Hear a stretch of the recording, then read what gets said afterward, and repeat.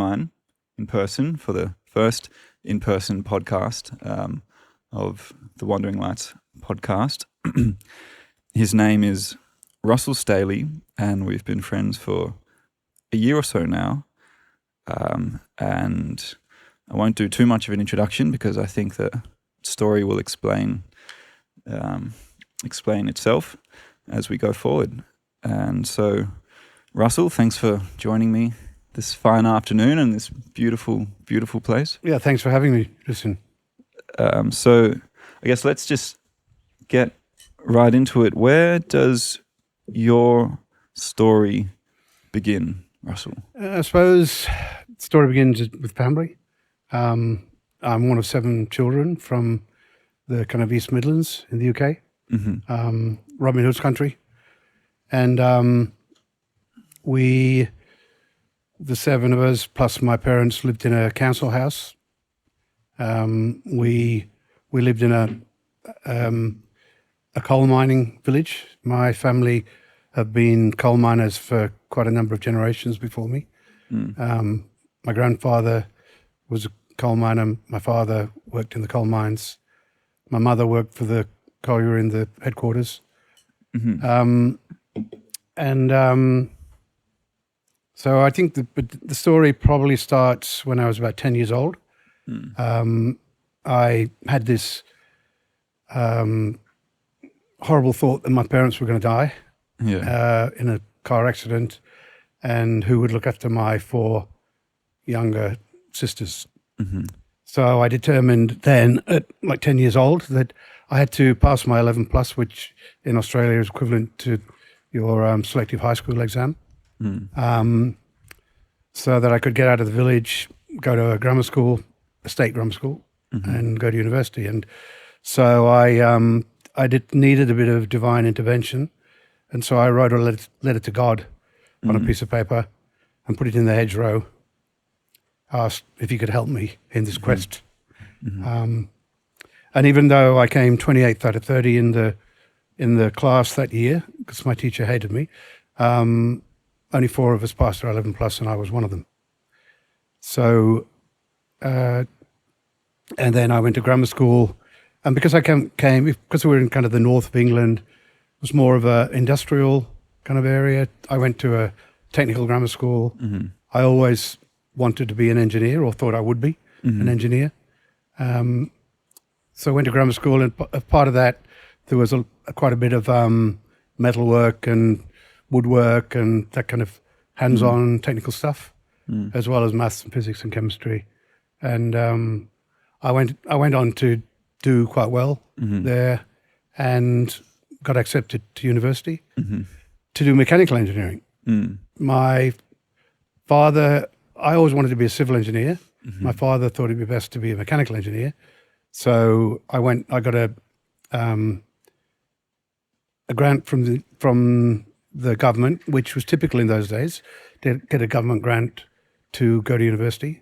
There were no university fees at that time. So it was, with a job in your holidays, it was kind of reasonable to put yourself through university without ending up with the HECS debt like we do in Australia. So I did a year in mechanical engineering at Loughborough University, which is not far away from my home city of Nottingham. But I didn't really like it, and decided at the end of that first year that I would change course and to do civil engineering. And I got accepted at Leeds University, and it was a 3-year course to do civil engineering. And I did that. I suppose we didn't major in those days, but structural engineering was probably something that I really enjoyed. But I actually did better in water engineering, hydraulics, fluid flow, stuff like that. And at the end of the 3 years, the professor there, Adam Neville, who's a very famous, actually concrete specialist, he offered me to do a PhD in water engineering at Leeds. But I had my thought that I wanted to be a structural engineer. One day after we'd finished, no. No. While we're in that final year, we had a good friend who was doing his PhD, and we were coming to the end of the year. I don't think I'd finished. And he said, "What are you going to do when you finish here?" And I said, "I'll probably go down to London and work for one of the big consultants over Arup, Freeman Fox, one of those guys." And he said, there's an ad on the notice board for a teaching fellowship at New South Wales Uni in Australia. All the way across the ocean. Yeah, in Sydney. And so I thought, okay, I'll have a look at that. Had a look at it and thought, okay, sounds good. So it was a teaching fellowship where I found out that you taught or tutored for 6 hours a week, and you did your PhD full time, and you got paid quite well. At that time, if you got one of the best jobs in the city, working for one of the big consulting engineers, you'd get £2,000 a year, and if you're using 2 to 1, that's $4,000. The teaching fellowship was $6,000 a year for 6 hours work. You do your PhD. So I thought that sounded like a good thing. Well, so you said that you grew up in a family of coal miners, effectively next to in a coal mining town and village, and so already by branching off to university, you've kind of, do you feel like you left the trend there of your parents and previous generations and the people around you, firstly going off to uni, but then the idea, the prospect of going all the way to Australia to study and to further that must have been really quite sort of something different and quite, I guess, adventurous. Yeah. The good news was that my younger brother, who had a good mind as well. Not saying my big brother doesn't, but he ended up doing mining engineering at university. Now, when I left to go to, so by the time I was leaving to go to come to Sydney, he was already doing mining engineering. Okay. Not that worried me. I mean, my basic thing was to get out of the village, to get away from coal mining and that kind of. Was that common amongst the people, like the kids of your generation there? No. Was everyone kind of firmly nestled into that role and that lifestyle and that's kind of lineage in a sense? Yeah, I think in those days, we're talking the kind of early to mid 70s. That was, I think most people would have stayed around the village or the town. Yeah. So yeah, it was a bit adventurous. I'd always had a kind of feeling that I wanted to be near the water, near the ocean. We used to go to Mablethorpe for our summer holidays, all in one car, all 9 of us. Yeah. And big family. Yeah, big family. Big family. Yeah, my dad used to take out the back seat of the station wagon we had, or even before that, the Humber Hawk we had, and put a double mattress in the back, and all 7 kids would pile on the double mattress. Yeah, yeah. No, must have been, no seatbelts, nothing. It must have been hard, the prospect of leaving them all behind. Yeah, right? I think the good news was that because there was a big family, there was enough of them left behind to they wouldn't miss me that much. And you knew they'd be okay without you there. There's plenty of them there to look after each other. Yeah, and I was on a quest to be able to look after them myself. Yeah, exactly. My parents were still alive in those days. You had to leave them for a time. Yeah, and by the way, my parents lived till they were in their 90s. So yeah, good on them. There was no the coal didn't get to them that badly then. No traffic accidents. Oh, my dad had one traffic accident, but yeah. So yeah, it was adventurous, and I remember my parents taking me to the train station in Nottingham, catching a train down to London, and stayed with a cousin in London for a day while I, to catch my flight the next day. My dad was crying as usual. Oh, even my mum cried. Yeah, which was unusual. Right. So yeah, well, a big thing because we're talking about the 70s there, right? Like you can't just you can't FaceTime someone, you can't video call them, you can't even call them. You have to. It's a letter. If you want to speak to them, you're not going to see them for, I imagine, however long it was since you last saw them. Yeah, and actually, while we're on the subject of the tyranny of distance and that pre-technology era. That so when we finished our exams.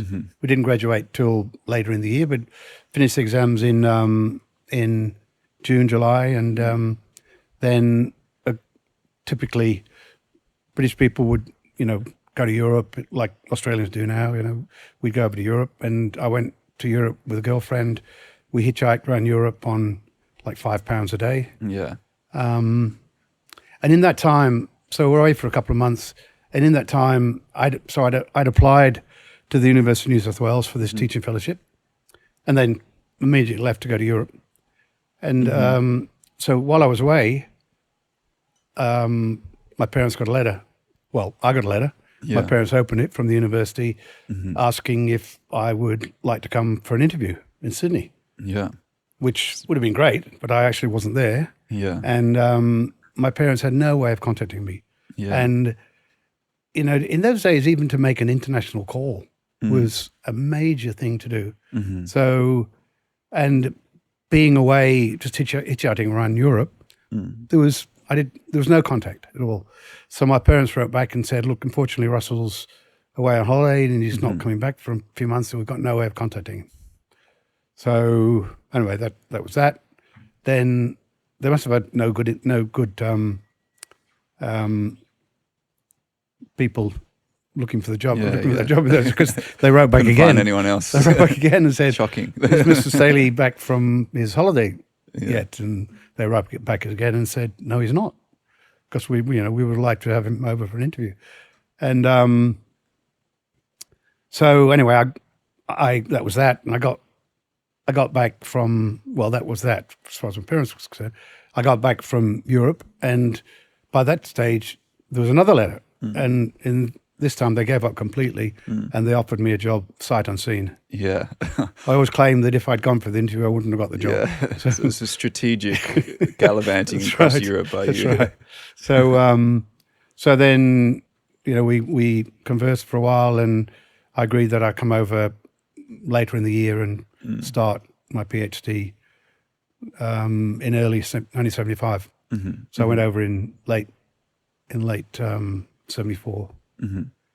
And in that time I got a job so I could earn some money to pay for the airfare and stuff. But I had to borrow £100 from my parents to make the big trek to Sydney and have some money to kind of start off with. And £100 was a lot of money in those days. It was $200, but it was a lot of money. It was a lot of money for my parents. And it wasn't long before my father sent me a telex. This was, in those days it was, there was a phone and there was a telex. So I got a telex saying, "Send money quickly, Dad." So I repaid the £100 that I borrowed. Quickly. Yeah. Short and to the point. Yes, that's right. Didn't want to spend too much money on the telex. So in that interviewing period, that the last half of that 1974 year, I worked, and then I went over. My elder brother Bevel was working in a ski shop in Saas-Fee in Switzerland, and I went over there to visit him, do a bit of skiing, and which I'd never done before, so it was pretty traumatic. Yeah, I can imagine. And then caught a flight on the 17th of December to come to Australia. Yeah, and well, the rest is history, hey? So you came to Australia, you finished your PhD, and eventually... No. I didn't finish my PhD. Oh, that's not... No, you didn't finish your PhD, right. Did you? So, and you didn't finish your PhD because you ended up at... So I had a 4-year tenureship. Anyway, I had 4 years to do my PhD, and at the end of the 4 years, I hadn't finished it. I claimed I was 3 months away from finishing my PhD, but I realised I had to get a job. So I applied for 3 jobs, and one was with a small engineering company called Wallahan Grill and Partners. And one of my best mates who just was also finishing his PhD. He just got a job with SO Australia in Sydney. I remember that because I lent him my briefcase. I had the best briefcase of all of the teaching fellows, so I lent him my briefcase to go to the interview. The days of briefcases. Yeah. That's right. And he got the job. And then an old mate of his was John Grill, who was the CEO of the small company Wallahan Grill and Partners. He knew that they were just to win quite a big job with Esso in the Bass Strait. And John was looking for people. So John organised for me to have an interview with John. And John offered me that job. And I started with Wallahan Grill and Partners in January 1979. Yeah. Yeah. So if you could quickly summarize how did you start at that, where you started at that company, and then where you ended, and then we'll dive into what So took place. When I joined the company, he'd probably had a revenue of about $1 million, and I was, as my brother keeps reminding me, the 13th employee of the company, and that was in early '79. So an early member, you were an early member of this company. Yeah, and fast forward 20 odd years, in 2002, we had changed our name to Worley. I'll go into that in a while, and we listed on the Australian Stock Exchange. We had about 5,000 people. We listed at $1.70 share price, which with an enterprise value of about $300 million. And then with a few strategic acquisitions, by 2007, the share price was $54, and we had a market cap of $11 billion. Of 11 billion. So starting with being the 13th member of that company with a revenue of around $1 million to 25 odd years later, a valuation of $11 billion company and a global, one of the largest global engineering firms in the world. Yeah. That's right. And today the company's got about 60,000 people. 60,000? Yeah. Jesus. And the market, anyway, it's got about 60,000 people. It's the biggest engineering company outside of its home base, which means that it's against the big American companies and big European countries who are always big in the home base and smaller overseas. About 10% of Worley's revenue comes from Australia, and so the rest is from overseas.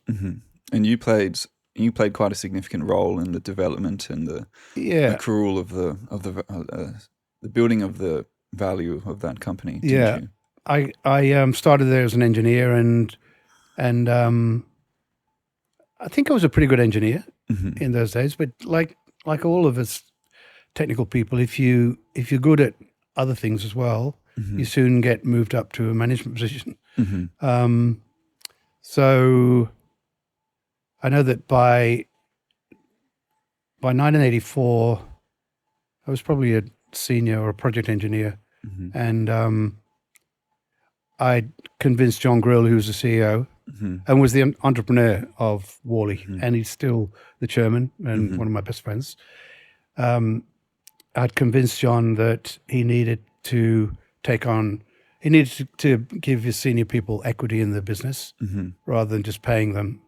And so he had, more than 2 or 3 owners of the business. And so I bought a 9% shareholding in the company over the years around 84, 85. And you had to take a loan for that. And so what made you feel comfortable on taking on the risk of a loan?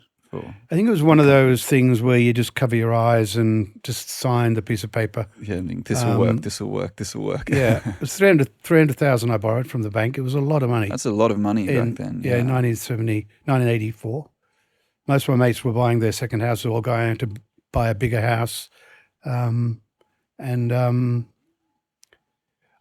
I'd always wanted to be an owner of an engineering company. And I didn't remember this, but my brother Bevel gave me gave me back the letters I'd written during my time at university and when I was in Australia. He was overseas. And in one of those I'd written, when he said, "What are you going to do when you leave?" I said, I might go and work in London, but I wouldn't mind starting up my own engineering company. And I explained to him what that meant, what was involved in that. So I think it was always that desire to. So it was really, did I think that $300,000 investment would produce anything? Probably not. Well, even if I thought it might pay itself back, maybe. It might go on par with buying a house, But as it was, for those from when I joined the company, for those 20 odd years to when we listed, we never paid a dividend to our shareholders, and the shareholders were all people that worked in the company. But you were still.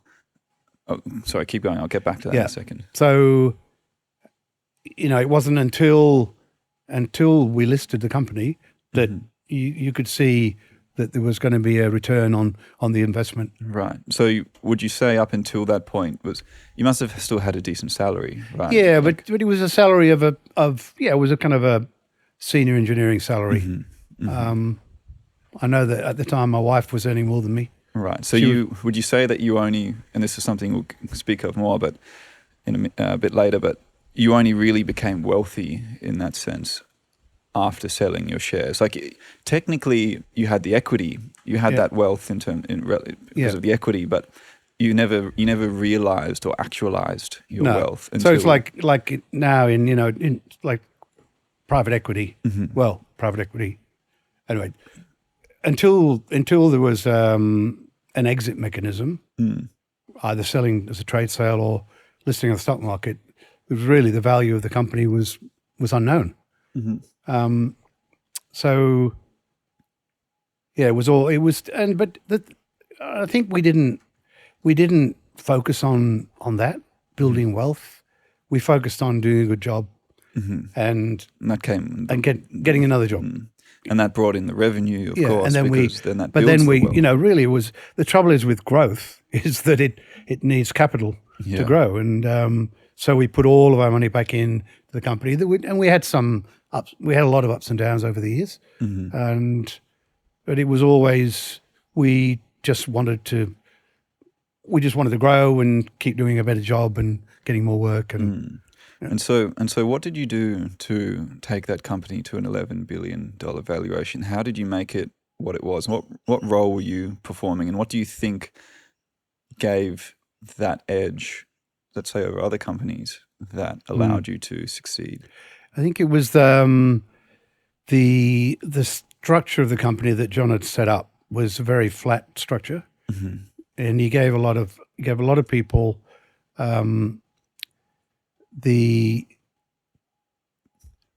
it gave people scope to help grow the business. He gave them authority and responsibility. That a lot of people, primary motivators. Nothing more motivating than responsibility to make you want to do a good job, and to have the authority to do it as well, make decisions. And feel like you have autonomy and in control, and it's something that if you feel like you're in control of something and it's of you, you're much more then motivated to do it because it feels like this is your thing, not something that just someone else is making you do. Which is crucial to productivity and good work. And we passed that down through the business. So there was, as we got bigger, there was lots more locations, and then in the locations there were various businesses within the locations, and everybody, all the kind of management was sharing in the profits of the company. Even though we didn't pay any dividends to shareholders, we did give profits to the various people that right. So bonuses and like things like that. Not I don't quite remember the same ever getting a bonus dividend. myself, but I must have done, I suppose. Anyway, Must have, right? I would hope so if I was giving other people bonuses. As you've mentioned before, you were responsible for much of the revenue. A large portion of the revenue or at least spearheaded the department. In 1984, until 1984, we had one office. The main office was in Sydney, And then we had one small office in Sale in Victoria to give local support to Esso in their operations at Longford and offshore. And but in '84 we bid for a job in Perth, and it was I put my hand up straight away for this job. Said, John, if we get this job, I want to be there. So I helped with the bid, and the reason I wanted to go was because I was very much into windsurfing, and Perth was the windsurfing capital of Australia. He had some ulterior motives. Yes, so I put my hand up straight away, and actually, as time went on in my career, it was my sister once commented, "It's amazing how many major decisions in your life, Russell, have been based on windsurfing and not on." Not on the business. Not on the, So it was, the good thing is if I could keep the two, if the two helped each other, it was good. So we won that job, and I went over to Perth with John, and we took about 15 engineers with us. We were probably a company of 30 people then. Yeah. So we took half of them over there, and John stayed there for 6 months, and I stayed there for 4 years, and we built up a big business. At one stage in Perth, and I'm not sure how the numbers now, but even when we were much smaller, we grew to 2,000 people in Perth. And I remember when I went to see the bank manager to borrow that loan in 1984, 83, 84, and he said, "So what do you do in the company?" And I said, "I run the Perth office." And he said, "Well, that's responsible for 75% of the total revenue." And I didn't actually know that then, but I said, "Of course." And of course it is. He said, "So what are you going to give me as security?" And I had a piece of paper that showed that I owned, I think there was 600 shares in Worley, and I think if you did the numbers, I had 9%. It was, I had 50, I think I had 9%, so close to 60. Yeah, I had 54 shares or something like that. And 54. so I had a piece of paper that said I owned 54 shares in Wallahan Grill and Partners, and he lent me $300,000. And there you go. Yeah. And what did that change for you? Because you said you wanted to be part of something. Yeah. And how did that change how you interacted with the business? Yeah, I'm not sure it changed me that much because I felt like I was an owner before that. I think you were responsible for because you'd kind of seen it grow and been part of its nascent days. Yeah. I mean, because I was just one of the engineering staff. I once had the opportunity to. I wanted to take on the role of a senior engineer, and so I talked to one of our senior engineers, a Pommy guy, and I said, I wanted to, I'd like to get a better job, and he said to me, well, just fix up your resume. And I said, what do you mean? Is that way you can just, just tell the truth in your resume? And I said, what are you talking about? And so he showed me his resume, and it was made up. And I just couldn't believe this. Anyway, I don't think I'm a dobber, but I did tell John, I said, see that guy there? He hasn't got an engineering qualification. So he can't work as an engineer. Yeah. So anyway, we got rid of him. Okay. So, but so you did dob on him. It's true though that you can't. Let's say if you did a job, you did a structural design, and one of the people that was doing that design for the company, if something went wrong with that structure, it collapsed. Somebody got hurt. It's on the company, yeah. We would when they found out the person that designed it didn't have an engineering degree. Yeah, it would have, we would have been in trouble. I think serious trouble. It's important, and these days I know that when some things you don't want to try and fake. No, fake it till you make it. You really have to just actually know what you're doing. Yeah. These days, it's part of HR is to not only to vet the people and get references and check with the university that they did get a degree there and things like that. Yep. So you moved to Perth and you set up this new office, and that then led to a series of developments of new offices, didn't it? And new ventures. In fact, while I was in Perth that we bought Worley, and it was a company. Worley was a company that was one of the original oil and gas consultants in the North Sea. They designed a number of quite major topsides in the North Sea, and they ended up being owned by a company called I have to think of it in a minute. But anyway, this company, AMEC, that company ended up owning two large engineering companies, and they decided that they didn't want two engineers, Humphrey and Glasgow and Worley, both did the same thing. So they decided to close down Worley, and we knew the general manager of Worley in Australia, and he rang me up and said, "Oh, you remember John wanted to buy Global Engineering? Well, what about him buying Worley?" So that's when we started looking at Worley, and we bought Worley for $50,000.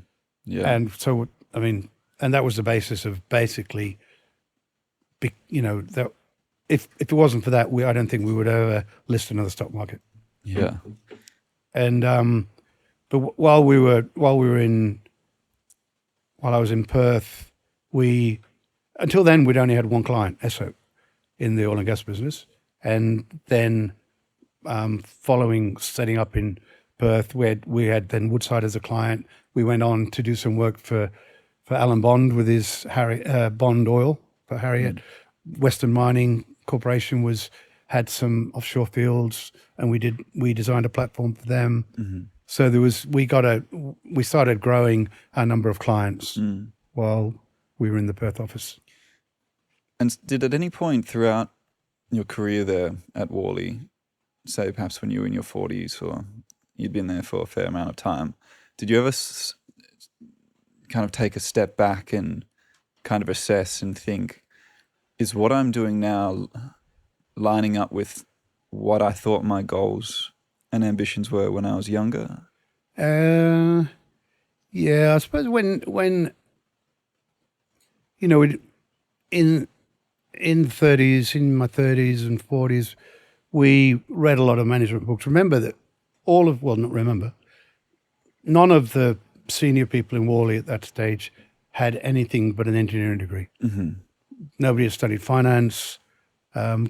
Peter Mers, who was my alter ego, he and I helped John grow the company.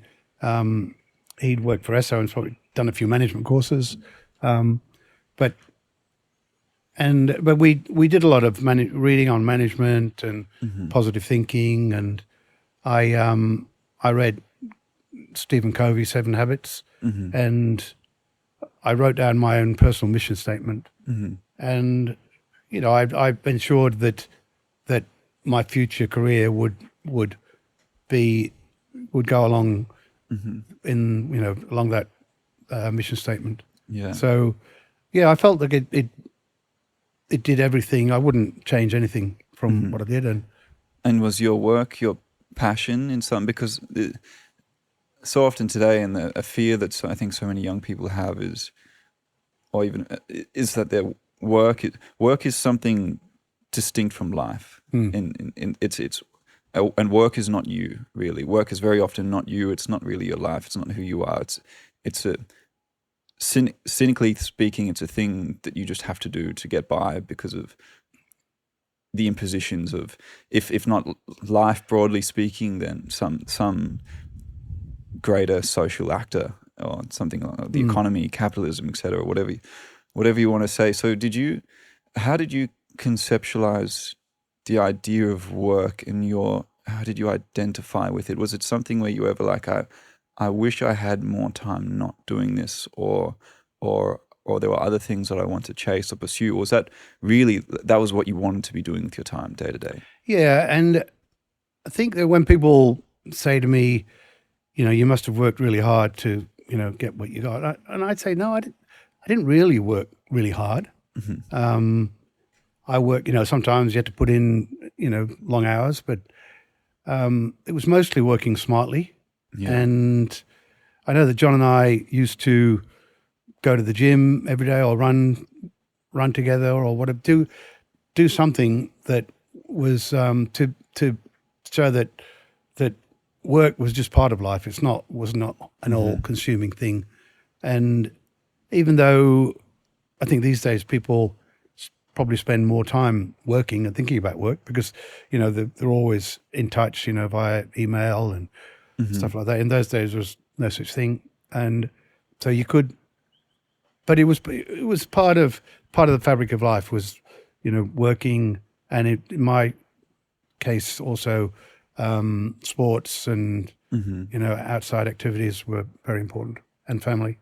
Yeah. So that's a good point. Let's touch on that because I know you've mentioned in the past that you had to firstly that you had to travel a lot and move to all these different locations to set up all these different offices, and that you found it hard to perhaps properly enjoy or maybe appreciate those locations when you were there because they were so dependent. You being there was so dependent on work. You were there for work, really, and so how did work in that sense impact your ability to connect maybe with the things around you outside of work, and then maybe on the same vein, how did that impact family? Like how did you strike a balance between all these things?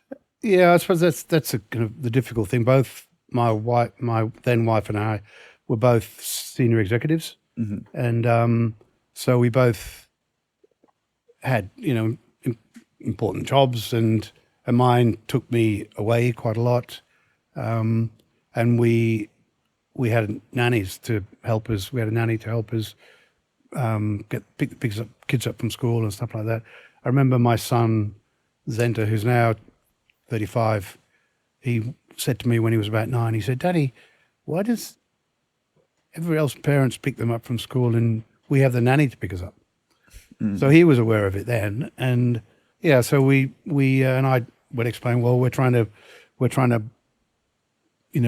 build our wealth and so that we can look after you, and so that means that we don't we have to spend more time at work and than some other parents do. So, and I think what I alluded to before to you, that I used to find, even though I'd traveled a lot around, particularly Southeast Asia and the Middle East, I felt like I was there on work. And so a lot of people used to go there and then they'd combine work with, travels around the country and things like that.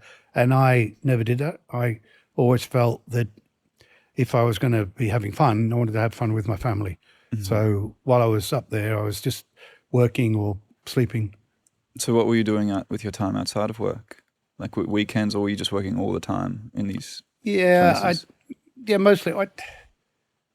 When I was up there for weekends, I'd probably, I'd probably still do a bit of work, and I'd maybe stay in the city that I was in, but I wouldn't stray out of the city and go to the countryside while I was over there. Yeah. And so on the topic of family, that must have been hard hearing your son Zen to say that.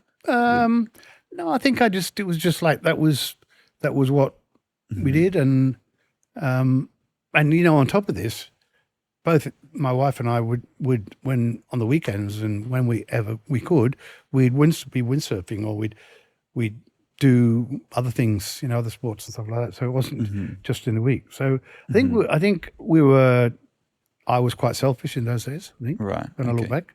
Right. Because it was like work and it was play. Yeah. And then, okay, you've got a family, but it was... How does that fit in all of that? Yeah, to make it fit in, we either rented, or then when we had enough money, we'd buy a house on the beach. So we could always be there, and then one of us would go out windsurfing, but the other was with the kids, and then we'd had a system with a flag, and when you pull the flag down, that means it was your time to come in, and so you could take over. So that's how we tried to solve that problem, by living on the beach, which also had its benefits as well, because the beach properties would go up in value, which was good. But so, what do you think the minimum amount of attention? What do you think the minimum amount of attention a family needs is to maintain itself, to stay healthy and structural and grow? Well, I know that I've done both. I've had children when I was fully working, and then I've since had children when I was fully retired. Yeah. And so I think there's a balance in the middle there somewhere. Yeah. I suppose when I was retired, we'd spend a lot of time driving the kids to school and going to sports day and stuff like that. And Mhm. whereas before we'd have people, have nannies that would do that. Mhm. So it's hard to answer your question. What's the minimum amount of time? Or the minimum, or what more broadly speaking, what's needed, do you think, to keep a family I together? don't know. 'Cause, I think my two younger kids are they're still in the teen. Well, one's just going into his teens, and the other one's a teenager. And my older children are in their mid to late 30s. Both those my big kids have worked out really fine. They're both They're beautiful, okay. beautiful people. And so, Yeah. Obviously by hook or by crook, they had Yeah. we devoted enough time to them to, Yeah. bring up healthy and constructive adults. Adults. Yeah. Yeah. And so then the younger ones, they've had a lot of time with their parents, and Because it can go both ways, right? Yeah. Absence and presence. Yeah. Sometimes too much presence it removes. Well, it can normalize things, and so make, not that you don't want to be present with your family most of the time, but let's say having children being overly reliant on their parents or overly in contact, I think maybe with their mother in particular, can be detrimental to the long term, developing that attachment over in the long term. Yeah, I'm not. Yeah, Yeah. it's going to be interesting. Yeah. There's a bit of literature on that. Is there? I think. I know that both my younger sons, now that they're in the city and they can catch a bus to the city. I know I talked to my younger son about it, and he's so much happier, even though he's got to catch a bus, spend an hour on a bus or a train each way. He's much happier because he can spend time with his mates, and he's got the independence to and he really enjoys that. They both enjoy that independence rather than relying on the parents to take them to school and pick to them do up. everything with them and to be overly protected in that same vein. Yeah. So you mentioned that your ex-partner was also in an executive position. Is that correct? And do you think that's what drew you two together in terms of similar lifestyle, similar values? I think so. We met at university. She was doing her master's, and I was doing my PhD. She finished her master's. I didn't finish my PhD. She was a very clever girl, and so I suppose that was the attraction. Yeah, both we had similar kind of goals and highly motivated and clearly ambitious and interested in putting in the work for whatever it is you were trying to achieve. And do you think that it's if it'd be hard to be with a person or to try and make a long-term situation work if you're not similarly driven in the same ways, if you don't share the same values in terms of outcomes? I've had a taste of both, and I think as long as you've got the same kind of values, you don't need to have the drive. With my second wife, current wife, her drive was around children and looking after the kids and helping them grow up and things like that. And so I think both things work. I think. Yeah, you still have to be on similar wavelengths in terms of things you're interested in, and perhaps to an extent your intellectual pursuits and things along those lines. Yeah, right. It's interesting how it kind of doesn't have to be that way. Yeah. Okay. Oh, that's fascinating. So going back to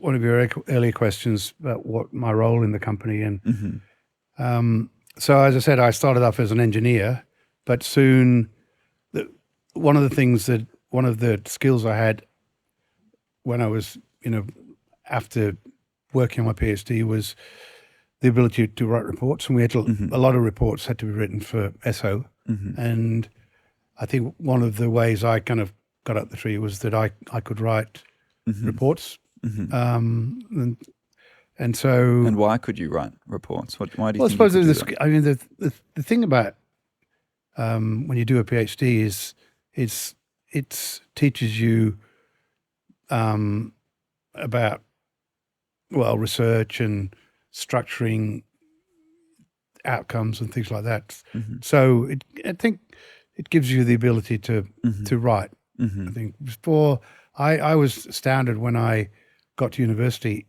one of my first universities, and I found that I couldn't write anything. You know, Mhm. I had the other kids at university that came from a different background. Mm.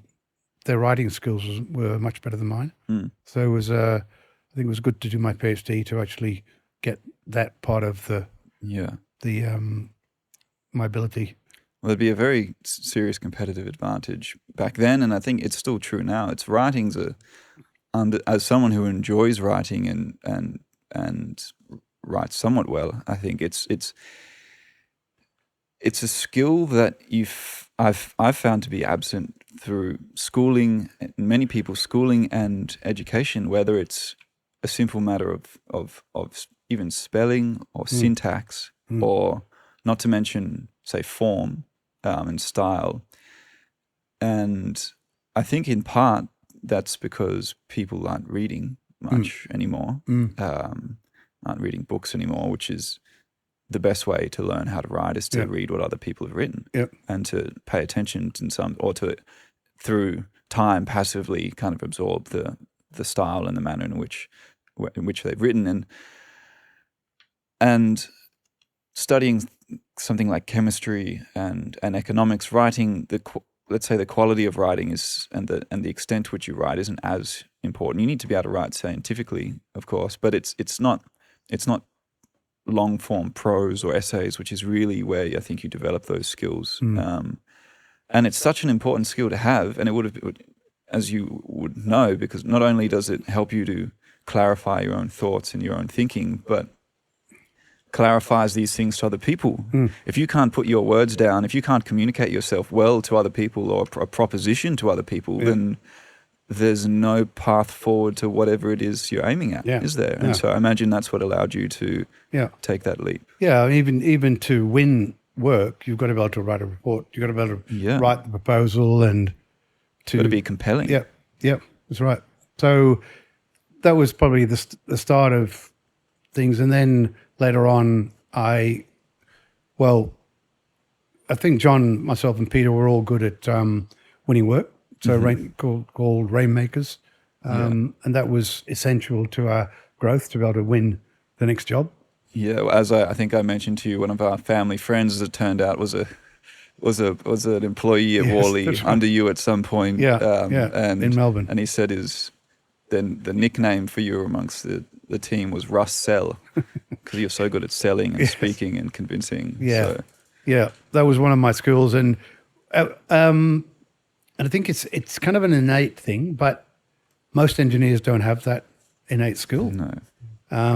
Most engineers want to tell people how good they are, rather than listening to the client and finding out what he wants to. And so I brought in an approach to winning work that was quite different to what most people do, and we inculcated the company with that approach by doing workshops and things like that so that our engineers could all sell. Yeah. And so you were, I guess, firstly, do you see a distinction between the concepts of management and leadership? And were you and it sounds like you were a leader there. Yeah. No, there's a big difference between management and leadership, and John was and is a great leader, and I think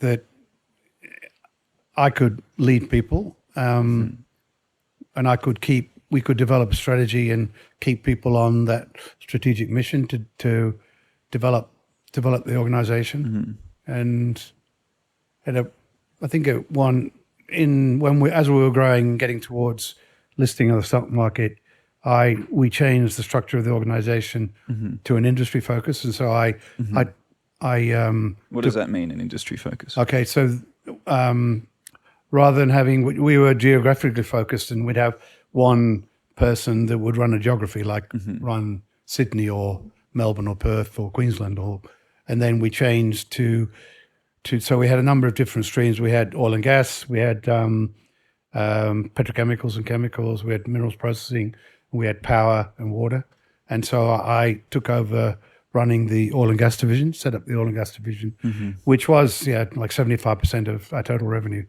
and so and so it really helped that in that industry focus to develop strategy, so we could have one strategy for the oil and gas division, and I was running that, and I would always keep people on that strategy. Some people thought it was detrimental, so I got the nickname, as well as your Russell, I also got the nickname Dr. No. Dr. No. Or Crusty Rusty, because people would ring me up and say, "Oh, we want to do this. Want to go to? It's a great job in Kazakhstan, you know." And I said, "Wait a minute, let's have a look at our strategy. Our strategy doesn't include Kazakhstan. You know, we're kind of focusing on this hemisphere, and so unless there was a really, really good, compelling reason, we would keep on our strategy." And I think that was good at that stage. You can't just go running around everywhere. You could just waste a lot of money. Yeah, and so back to leadership. What makes a good leader, do you think? I think to a person that's got a vision for where the company could go, and the ability to take people along for the ride along that vision. I remember when we were a lot smaller, when I'd come back from Perth, and I'd started. We had still the two companies, Wallahan Grill and Partners and Worley. We had another company as well called Fraser, and I was running Wallahan Grill, which was that structural engineering division, oil and gas and everything.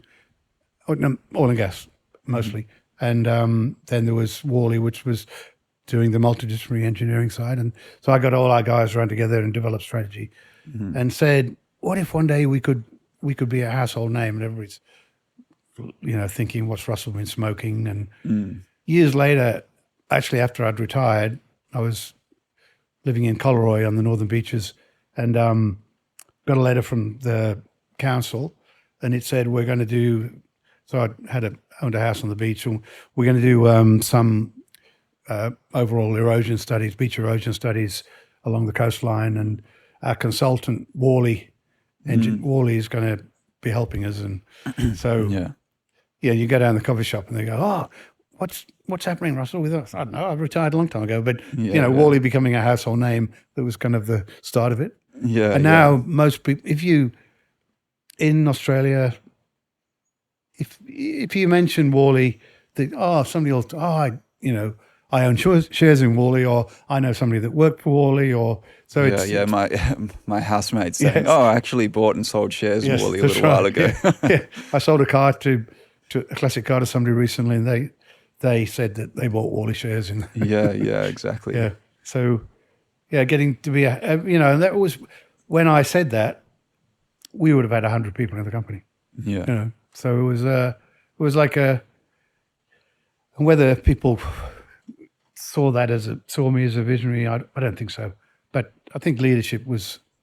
Yeah, and so on a more micro level, what do you think leadership?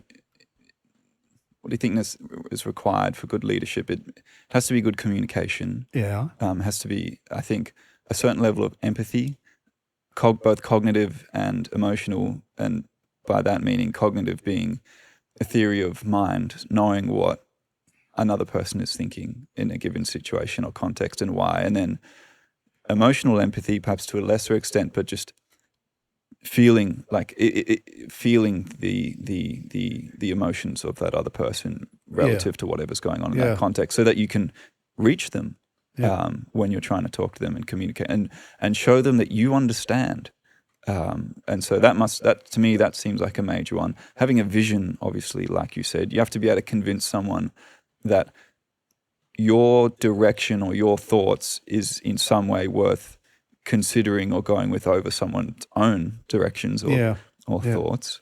And then beyond, or there's a few things beyond that, but what would you say to that? It's leadership is a funny thing, and I think the people may not see the path that you are going to take, but they kind of they see you're so passionate about it, and that you've got skin in the game, and it's there's been obviously lots of leaders in the world. I'm currently reading a biography of Pat Gandhi, who was obviously one of the great kind of visionary leaders in the world, and Mandela. These people, they only have a simple way of doing things, but they have such a big vision and something that they're going to strive for. And I think people want to go there as well. Yeah, gravitate towards that, because it's not everyone has a vision. No. Per se. It's not easy to have a vision, and sometimes, or you can have a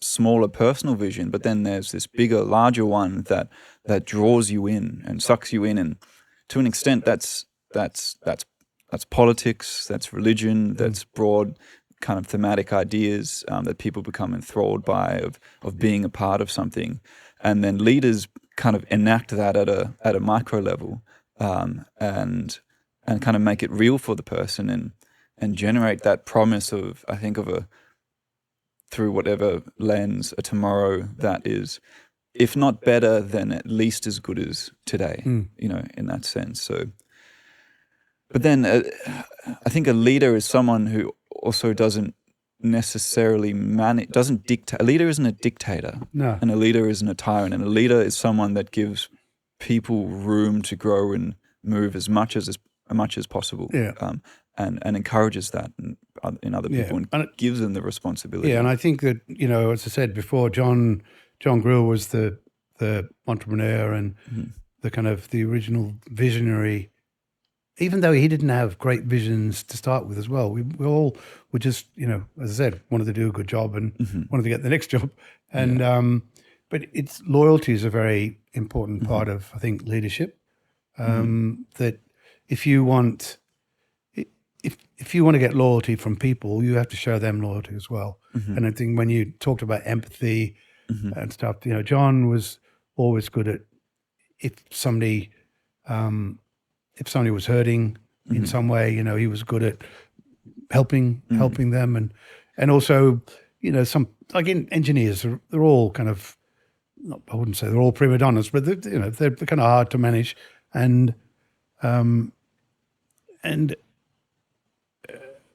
people make mistakes as well, and I suppose it's just having the loyalty to keep on. If you see something in somebody, and even though they might not do well all the time, but it's a vulnerability, a two-way vulnerability going both ways, in the sense of, okay, you're not just my worker, you're not just a tool that I'm using to an end, that I'm employing to an end in this company. It's like, I think the most, like, the pinnacle thing that if you don't have, you can't be a leader. If you don't have this, and you can't undertake leadership. If you have to genuinely care. You have to genuinely care about the people that you're leading, and that, like, their well-being, their outcomes has to be a priority. Like, not just because that's what gets the work done for you, but because you actually care about them as people and how they're going at any given moment. And if you don't have that, you can't lead. And if you can convince people of that and make that apparent, well, that's when they give you their loyalty, because they know that you have their best interests in mind, or at the very least are placing that high on the list of all the other priorities that you have to juggle. And this is something that I've noticed in life as well, where it's clearly apparent, and in work, if someone is not being prioritized, if it's clear that they're not the priority or not a priority, then or you don't trust them, you don't have loyalty, you lose respect, you start, that's any plethora of negative emotion that you want to think of, that's when that comes into play. So, and it sounds like that was what John had, and I imagine you had as well, is treating the people that are working with you as actual people that have lives, and work is actually most of that life. And so it matters that, it matters that you do the most that you can to make them feel as if that's a place they are at least sometimes content to be, Yeah, that whole thing of caring for people, that's the whole safety debate as well. That is, you've got to, in our industry, oil and heavy engineering, mining, that safety thing is so important.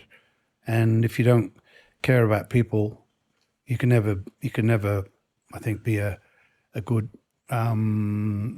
CEO. No, if you can't keep the people safe, and if safety isn't your major concern of yours. Yeah, because if you can't do that, you can't be a good leader. If you can't be a good leader, you can't.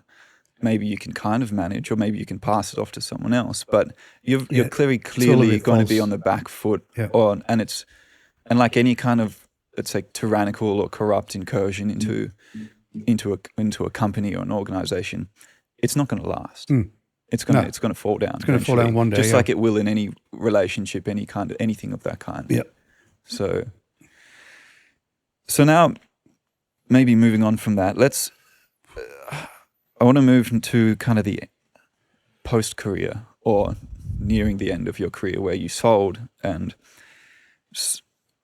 your shares and you retired, and though you didn't fully retire, you still engaged in other ventures. So what was it like to realize, as that share price was going up and you were getting to the end of your time there at Worley, that not only were you going to be a multi-millionaire, you were fairly well on your way to becoming a billionaire. Not that you ever quite got there, but so what was that like for you psychologically? Like, when did you realize that was going to be your life going forward, or because you said your accumulation of wealth didn't really begin until you sold shares. Like, you had a good income, and so you were well off, but that you were then rocketed to a whole nother level in life. So when we listed on the stock market, that was that all of a sudden, so you're going along getting an engineering salary, and then all of a sudden you list on the stock market, and then you've got actually a value of your net worth there. It's staring in front of you in the newspaper every day. When you looked at the share price, you knew what your net worth was. Big beast. And I remember when we first listed, my shareholding at the time was with the valuation of the company around 300 million, and so I worked out that I was worth $16 million, and I thought I was the richest person in the world. So relative to the day before, it was just astronomical. And it was a different world. It would have been, right? Yeah, and I was able to, and this is where I did do what I set out to do. I gave all of except for my one brother who said he didn't need it, I gave them all $500,000 each. Which brother was that? That wasn't Bev, my younger brother. Oh, and why didn't he need it? But he was doing well. He was one of the world's leading safety consultants, and making a lot of money, and ended up in the oil and gas business like me. And so was able to give my siblings $500,000 each over a period of 5 years, which helped them in different ways for the different reasons, people. But it's kind of like close the loop on the I want to be able to look after my little sisters. That must have been very rewarding, thrilling to be able to go back to your childhood in that sense, and to feel an early dream. And buying my mum and dad a house in the Billies, they were part of that. Who's the Iron Lady Prime Minister? Margaret Thatcher. Part of the Thatcherization of the UK to get people to own their own houses. And so my parents had bought the council house that we lived in when I was a kid. But my mum always wanted a cottage in the village, so I bought that for them. So it was good to. So okay, then all of a sudden you're kind of wealthy, and the wealth grew in that first 5 years really, really dramatically. Meanwhile, I'd retired from Worley. I was still helping them doing some strategy stuff. In fact, when we bought Parsons, which was one of the two big moves that happened in those 5 years, was buying a US company called Parsons, and then also a Canadian company with 5,000 people called Colt. So we bought those, and that helped us get that share price from $1.70 to $54. And I remember John and I and Peter before we, before we listed, and we thought, look, if we get to $3, if we double the value of the company within 5 years, we'll be really laughing. lucky. Yeah. And it was like 17 times or something. Yeah. So something that I guess we've maybe touched on it a bit in the past, but something that I'm interested by, and I'm sure many people are as well, is what wealth does to a life. So in terms of, from your own experience and perhaps what you've observed in others, what did this sudden incursion of wealth upon you do in terms of what did it make better? What did it make worse? And what didn't change? Look, I'm not sure it made a big difference to me. Obviously, you can go in a shop and buy the most expensive thing in the shop. Most of the time. Yeah, most of that. But I think I don't think, and I look at John as well, I don't think it's changed us that much. Obviously, you can have bigger houses or better houses, or you can have other things. You have the freedom to explore and do things that I think the big thing is it gives you the ability to help other people, with philanthropy. And so I set up a scholarship at the University of Leeds to help AAA students from low-income families to get to university. And so that's been going for about 10 years now. So it gives you that ability to be able to help people and to give back in some sense. Yeah. At what levels do you think material, psychological, does it have the most effect, either in the good and let's say the bad? I suppose you kind of even though I keep kind of low profile, but it's hard to hide the fact that you're wealthy. Well, some people do, but it's kind of hard. And then you're aware that some people could become want to be friends because of your wealth and that. So it just, I suppose there's a little bit of that around, but I think I've got a good antenna for that kind of thing. And has there been a clear scenario in the past where you've kind of caught on and think, this person is engaging with me because they are maybe hoping to get something out of it? Yeah, and maybe that, and mostly the hoping to get something out of it is more the panache of, I know so and so, and that kind of thing, more than them actually wanting to get actual money out of you, I think. Yeah. Okay.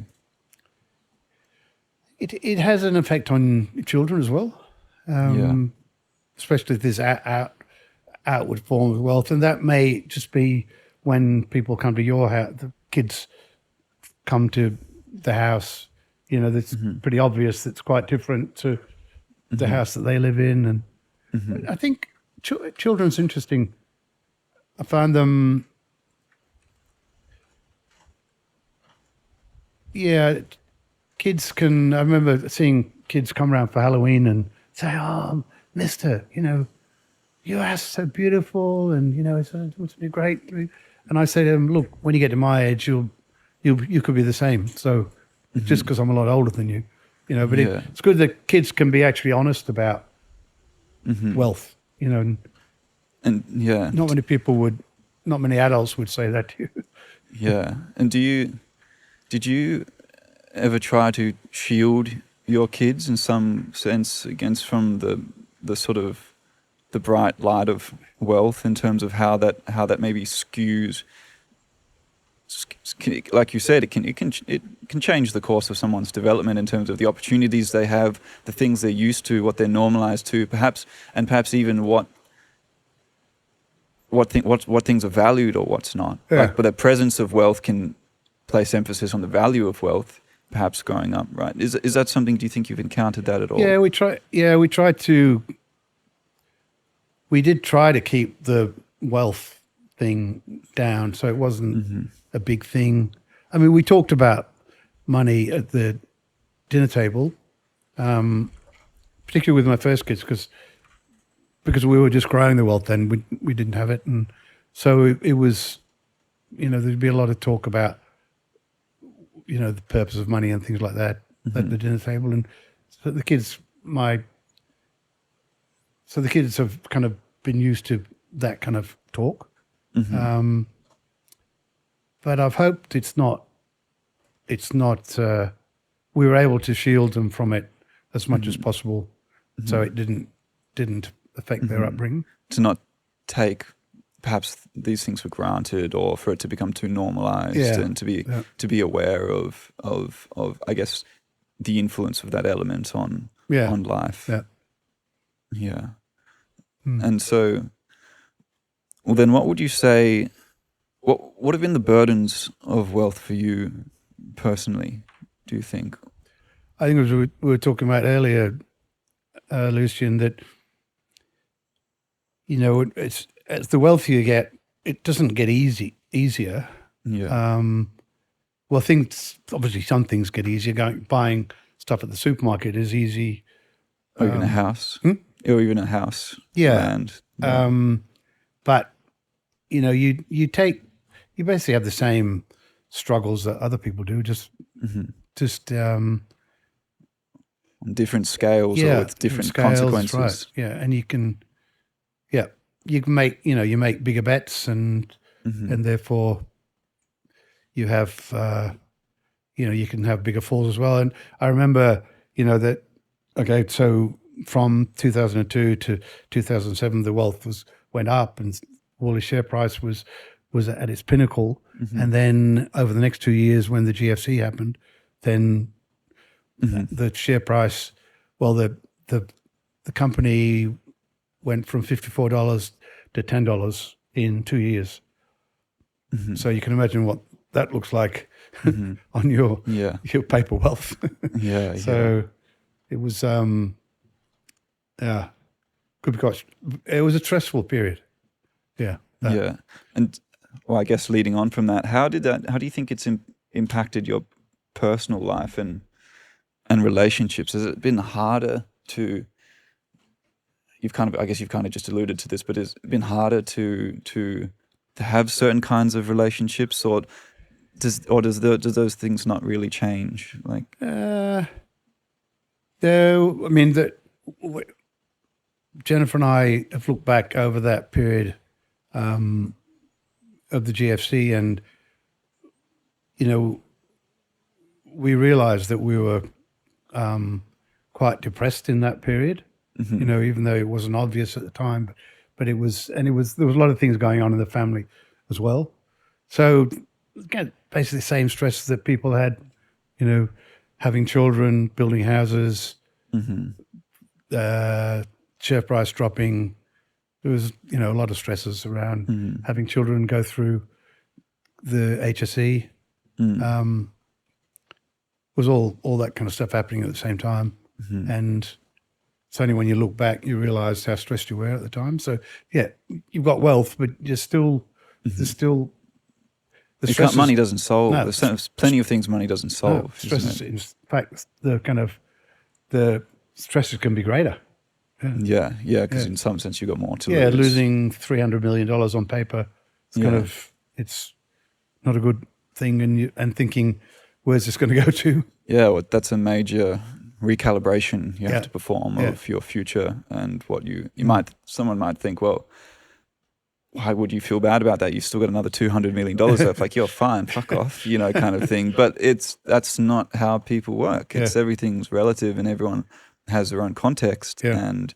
And a change like that can still be as traumatic as someone with $1 million losing, 700,000 of that. Yeah. It's to them, at least, like psychologically, there's equivalence. Has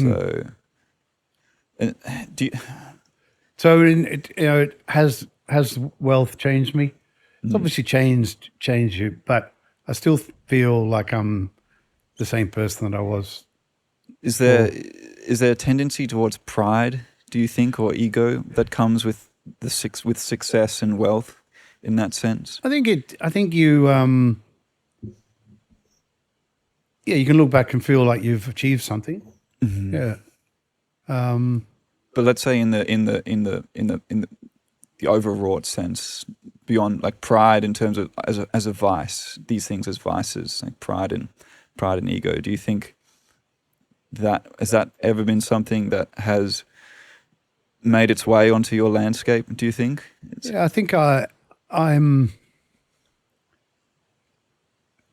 I think because of where I came from, and to where I am now, or got in my life, I think there's definitely a pride about it, and I'm actually not shy of telling people about my, what I did, and sometimes it comes off as showy, I think, to people, and even though I try and cut that back, it's just how I am. Hopefully people don't think I'm that showy, but I think it's probably unusual, like in the sense of when people do have, say, considerable amounts more of wealth or assets than other people, they're usually maybe a bit more reserved about it. Because I know you've been very open from the start, and perhaps more so than a few other people that I know that have which is fine. It's everyone has their own reasons, but I think that. But you also have. You're also very humble as well. You have plenty of humility, and so that was something that I always really appreciated, was the vulnerability and the humility side of things, in terms of, look what I've done, this is all that I have, but then you're perfectly willing to listen to someone else's opinion on something, or to take advice, or to not be so, say, self-obsessed with your own opinion in that sense. Which, is that something, do you think, that you've had to manually work on, or is that you've been passively mindful of your own personality or attitude as you've progressed over the years?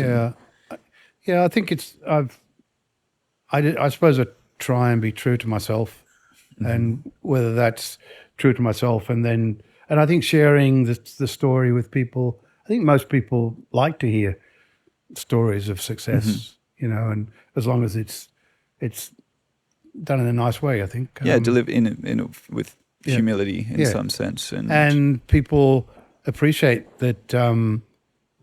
That they just see, well, I'm just a normal person, and I talk to Russell, and he's obviously got a lot of money, but he's like a normal person as well. He's just another person. Have a coffee with each other, and shoot the breeze, and talk about the ups and downs of life, which happens whether you're rich or poor. Exactly. It's the great level, mental health, all these things are at the great level of everyone, and we're all on a well-being landscape, I guess, and we're all trying to reach a peak, and sometimes that's slightly different for all of us, but there's plenty of constants there in terms of the highs and the lows, that's for sure. And so plenty of room to empathize with one another, regardless of who you are, what you've done, where you've been, politics are or anything along that line. You know, we're still working with the same substrate here, I guess, Yeah. and we've all got the same brains to an extent. Yeah. As a bit of a closing remark, so I'm getting you a bit cold. Okay, yeah, we can tie up after this. I'm going to ask you one more question after your closing remark. Right. Well, I was just going to say when I retired from executive duties at Worley, I stayed in the industry, in the oil and gas industry, and I invested in a small company that we'd actually looked at as when I was running the oil and gas division of Worley. We'd looked at investing in it, but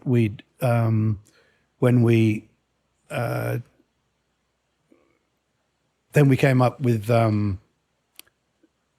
buying Parsons, and John rightly so said, "Look, while we're buying Parsons, we're not looking at anything else." And so then I retired after that, and then invested in this company, which was a University of Sydney invention. It was a drill rig that you could sit on the seabed in 3 kilometres of water and take geotechnical core samples. And so over the next 14 years, and I was the chairman of it, we developed that company and changed the way that offshore geotechnical engineering was done. And we sold that company just before, like in 2019. And so that was a good experience as well. That was, an experience from us in private equity and again, growing a company. That company took a long time, a lot longer to grow and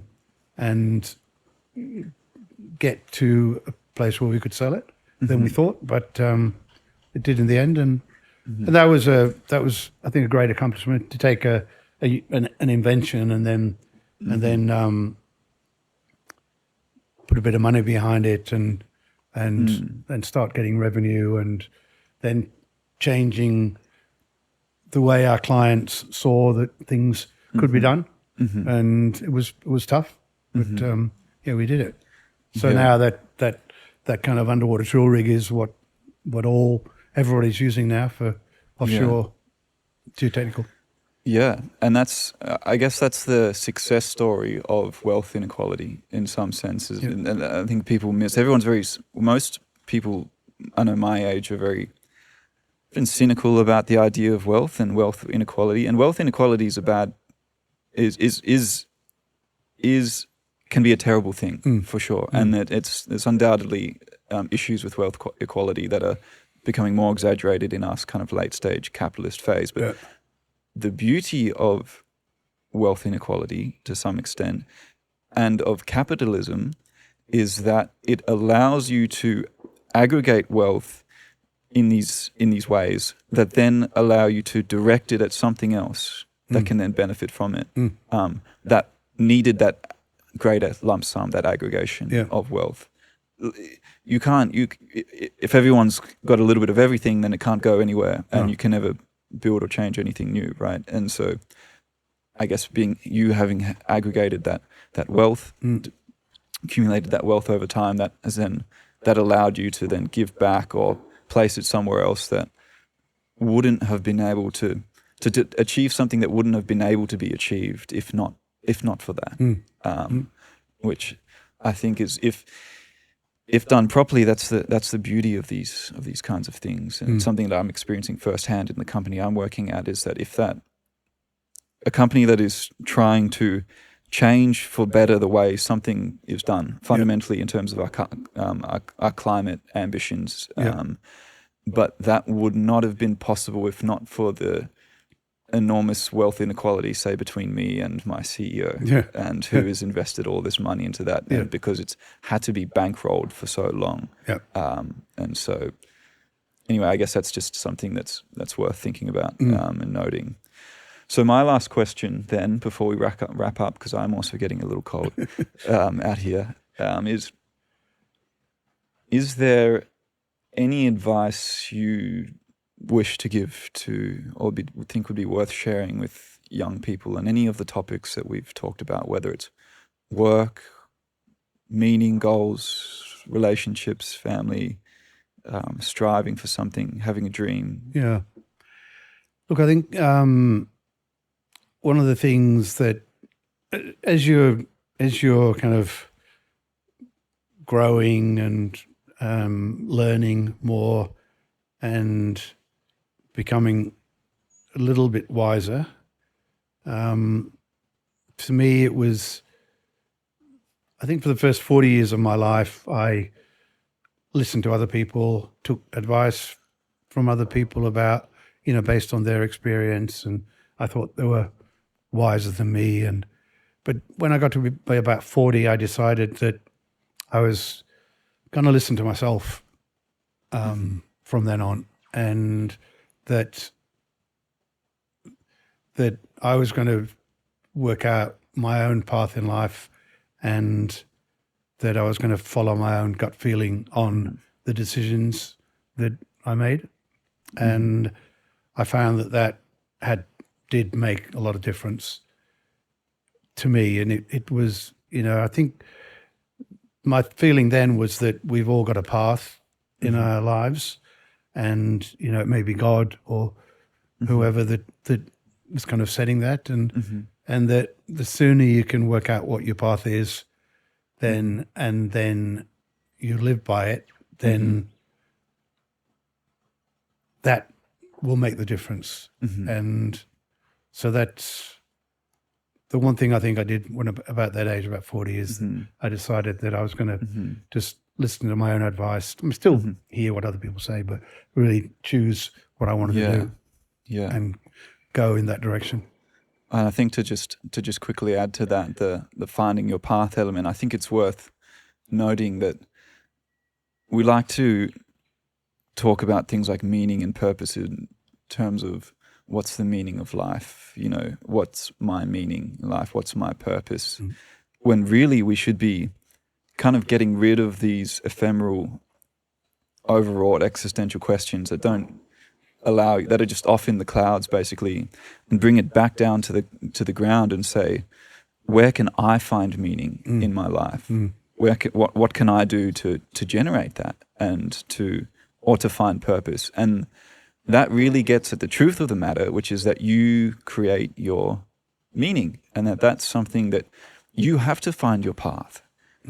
It's not some ephemeral existential thing. It's something that you have to work towards, that you have to pay attention to yourself in any given moment, and what you're motivated by, what you think is important, what your values are, where your competence and how that aligns with your competencies or your lack thereof, and to put in the work yourself, and to really think about it, to pay attention, and to ask that question to yourself, like what is my path, and how can I find it? What can I do in each given moment to move towards it? And I think the thing to do when you do that is to actually write it down. Exactly, to write it down in a very brief statement, and keep visiting that statement as you go on every day.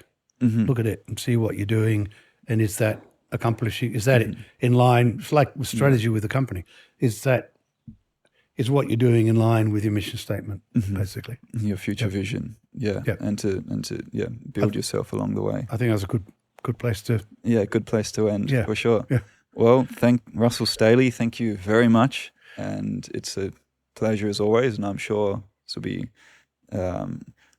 people listening will enjoy the conversation as much as I have enjoyed having it with you. Yeah. So, thank you. Yeah, I've enjoyed it as well. Thank you. Cheers. Thank you.